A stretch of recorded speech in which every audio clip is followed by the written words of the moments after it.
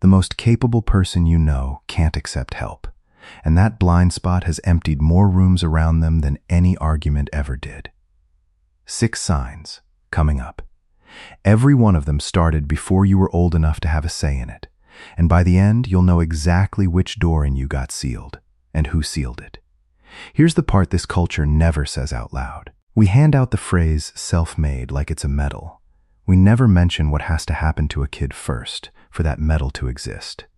So, picture Delia, 31 now, lives in Tulsa, the person her whole office goes to when something breaks. But go back. She's 17, at the kitchen table on a Sunday night with the FAFSA open on a borrowed laptop. The federal aid form, the one that decides whether college happens. Cold cup of ramen by her elbow. Coffee mug full of pens, most of them dead. She gets to the line that says parent's signature. She looks at it for a while. Then she prints her own name.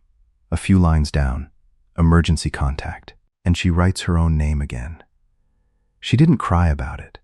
That's the detail people get wrong. What she felt was closer to pride.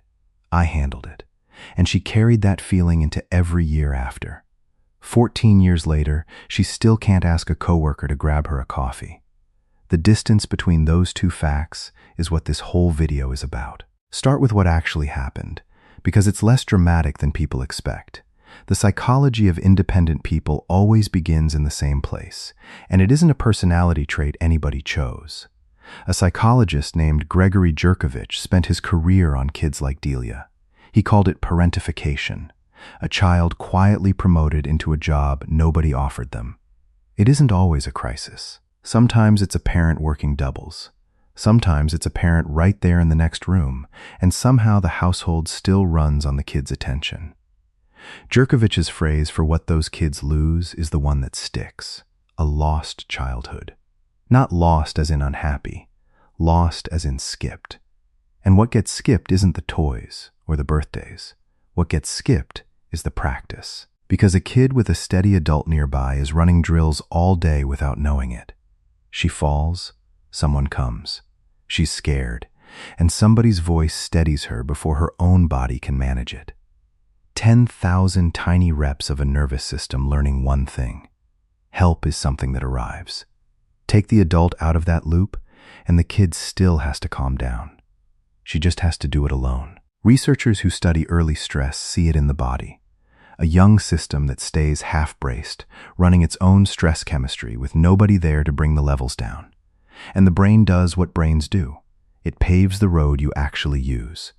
So she got very, very good at self-rescue, genuinely excellent at it. But this is where almost everybody misreads the whole thing. Those skills people admire in you, they aren't talent. They're scar tissue, grown thick and smooth over the exact spot where a person was supposed to be standing. First sign: you didn't learn things, you reverse engineered them. Nobody sat you down and showed you how to file taxes, jump a car, cook something that tastes like a meal.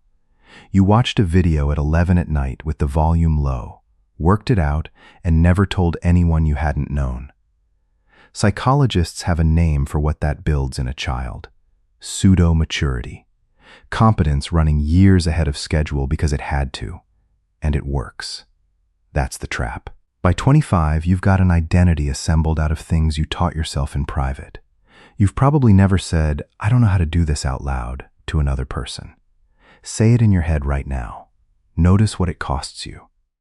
Second sign: you take advice the way you take weather reports. Somebody hands you a suggestion. You nod. You say that's a good idea, and you genuinely mean it. Then you go home and do it your own way, and you're not even being stubborn about it. Something in you just doesn't have the port for it. There's a term for this: epistemic trust. Basically, how far your brain opens the door to other people's information. It gets built early, by adults consistent enough to be worth believing. When it's thin, you don't argue with anyone. You just quietly verify everything yourself. Forever. And now the uncomfortable part. Some of you aren't independent. You're allergic to owing anyone, and calling it independence hurts less than calling it fear. If that one stung, you're in the right room. Subscribe.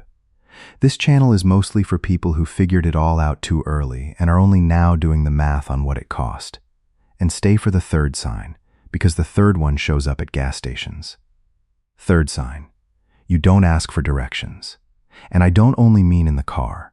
You'll circle a parking garage 4 times. You'll spend 40 minutes on a form instead of 90 seconds on a phone call. This is the dead center of the psychology of independent people, and it isn't pride. Watch what your mouth actually does. The question starts to come out. Could you? Maybe? And halfway through, some old reflex takes the controls and lands it somewhere safer. Never mind. I got it. That isn't politeness. Psychologists call it help-seeking avoidance, and it's really a retraction. You asked for half a second, then took it back before anybody had to decide whether to give it to you. Because a no would confirm something you settled about yourself a long time ago. Fourth sign. You built systems for everything. The calendar with the color codes. The Sunday routine you'd never say out loud because it sounds insane. Everyone jokes that you're organized. Organization has nothing to do with it. Researchers describe it as outsourcing self-regulation to structure, a clinical way of saying you moved a job that belongs to a relationship onto a spreadsheet. A system notices when you've skipped a meal. It holds you to a shape when nobody else will. Those are somebody's jobs. When the somebody isn't there, you build a structure that does them. And it never gets tired of you, and it never asks for anything back. Which is exactly why you trust it more than you trust people. It can't leave. Fifth sign. Anything that comes easy feels like a setup. Someone offers you something with no conditions, and you go hunting for the conditions. A friend picks up dinner, and you're already running the arithmetic on paying it back. Warmth you didn't earn lands as an invoice you haven't seen the total on yet. Donald Winnicott, a British pediatrician who spent decades watching babies with their mothers, described how a child works out who they are. By catching themselves in someone else's face. Delight comes back. Worry comes back. And piece by piece the kid learns, my feelings register somewhere outside my own body. When that reflection is mostly blank, you don't stop existing. You just stop expecting to turn up in anybody's expression. So when kindness is aimed at you, there's no surface for it to land on. Sixth sign, and this is the one almost nobody says out loud. You can grieve a childhood you'd describe, honestly, as fine. It ambushes you sideways. A coworker calls her mother from her desk to ask how long to boil an egg. A genuinely stupid question, asked with total ease, and you have to go stand in the stairwell for a minute. There's a term for this. Disenfranchised grief. Mourning something nobody around you would count as a loss. It's not that you wanted her mother. You just watched a grown adult be allowed to not know something. And some part of you counted how many times you were allowed that and came up short.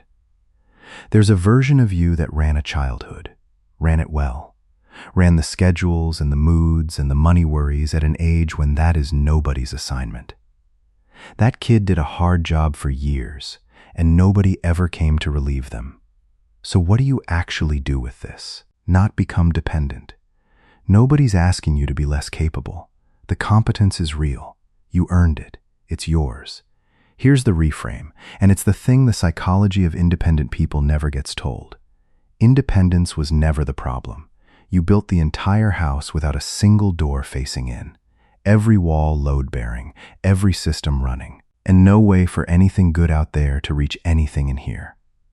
Which also means you can cut the opening yourself. It's carpentry. Ugly at first, and completely possible. You're allowed to be tired of being the one who never needs anything. 3 things, in this order. 1.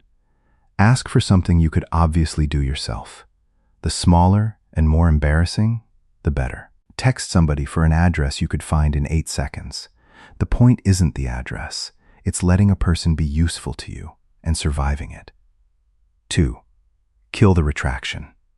No, never mind. No, I got it. Ask, then stay quiet for 3 full seconds. Those seconds will feel physically long. That's the muscle. 3. And this is the one that changes something. Picture whoever comes after you. A kid, a niece. At a kitchen table with a form in front of them and no idea what half of it means. You know the exact temperature of that table. You get to be the one who pulls up a chair. Not because they couldn't handle it alone, because nobody should have to find out that they can.